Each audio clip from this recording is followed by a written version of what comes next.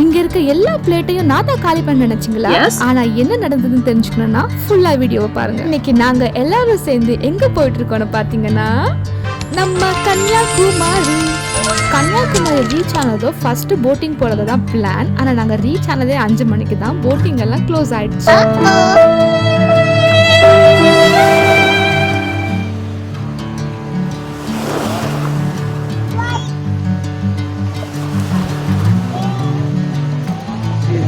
ஆனா நாங்க boating close ஆயிடுச்சுன்னு சோகமா இல்லாம கடலோட அழகை ரசிச்சுட்டு இந்த ஒரு அழகான மொமெண்ட்டை கேப்சர் பண்ணோம்.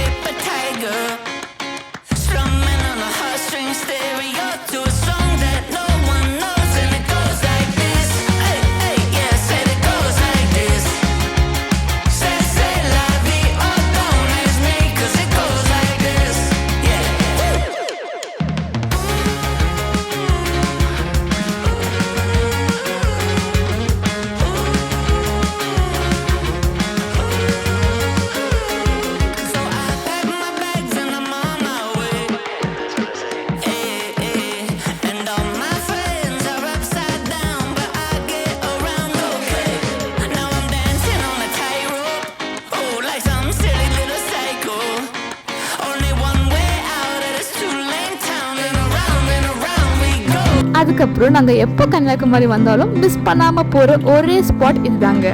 இங்க கிடைக்காத மீனே இல்லைங்க. இங்க ஃப்ரெஷ்ஷா எல்லா மீனும் வச்சிருப்பாங்க. உங்களுக்கு எந்த மீன் வேணும்னு கேட்டீங்கன்னா ஆன் ஸ்பாட் கிளீன் பண்ணி அழகா மசாலா போட்டு ஃப்ரை பண்ணி கொடுத்துருவாங்க. டேஸ்ட் வேற லெவல்ல இருக்கும். மீன் மட்டும் இல்லைங்க, நல்லா ஃப்ரெஷ்ஷான நண்டு கூட கிடைக்கும். நீங்க இங்க கன்னியாகுமரி வந்தீங்கன்னா மறக்காம இந்த ஸ்பாட்டை ட்ரை பண்ணி பாருங்க. இருங்க ஒன்று சொல்ல மறந்துட்டேன். அந்த காலி பிளேட்டோட உட்காந்துருந்தேன்ல, என்ன ஆச்சுன்னா எல்லாரும் எனக்கு முன்னாடி சாப்பிட்டு போயிட்டாங்க. நான் தான் எப்பவும் போல லாஸ்டா சாப்பிட்டு இருந்தேன். நல்லா சாப்பிட்டு நாங்க அங்கிருந்து கிளம்பிட்டோம். போற வழியில இந்த ஸ்பாட் எங்க கண்ணில் பட்டுச்சு.